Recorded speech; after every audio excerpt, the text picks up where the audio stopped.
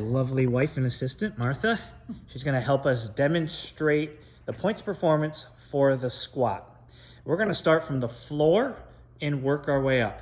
The first point of performance for the squat is to have a shoulder width stance. So Martha, go ahead and get in that good shoulder width stance. Notice how her feet are in line with her shoulders. And now she's going to show you an incorrect stance, a common flaw of having too narrow of a stance.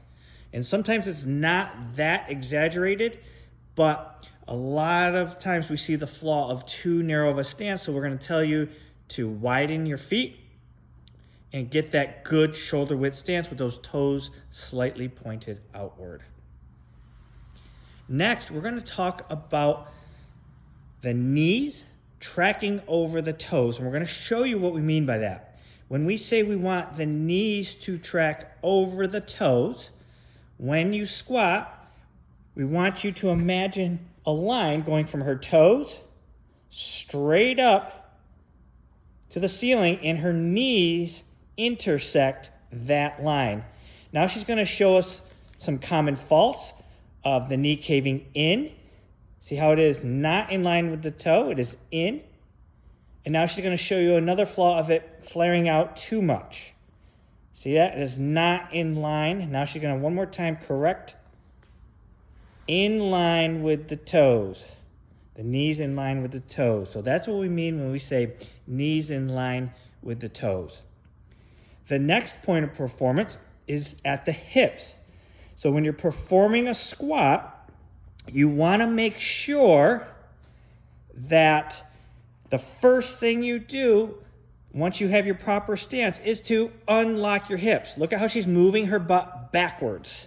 That's the first movement. So show us a correct squat. Good. That's where she unlocked her hips.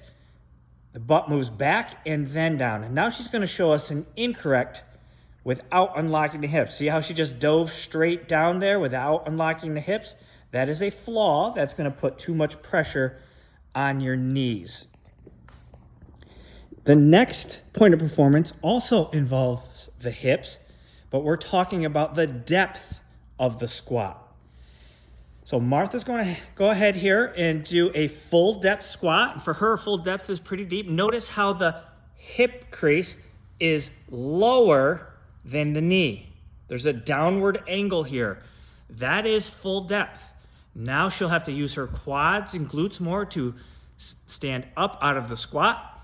Now she's going to show you a common flaw of not hitting full depth, not getting the hip crease below the knee. Now this might take some practice to get a feel for it, and you might need a friend or coach to give you feedback on that and tell you that you are not getting enough depth on your squat. All right. Now there's a full depth hip crease below the knee squat. So that's what we mean by hip crease below the knee. Next, we're going to talk about the spine. And we want to maintain a neutral spine. Notice how the curvature of her spine is when she's standing tall. We want to see that same curvature of the spine all the way through her squat. See how she's going down, down, down, and maintaining that curvature of her spine? Good. Now she's going to show us a common flaw of having a rounded back. So the shoulders might be slumped forward a little bit, and the back rounded. It's hard for her to even fake doing it wrong, but a lot of times you'll see the back rounded over. All right, and then up. Now again, one more time to show the neutral spine, what we mean by neutral. Chest is tall, her curvature of her spine is maintained. Good.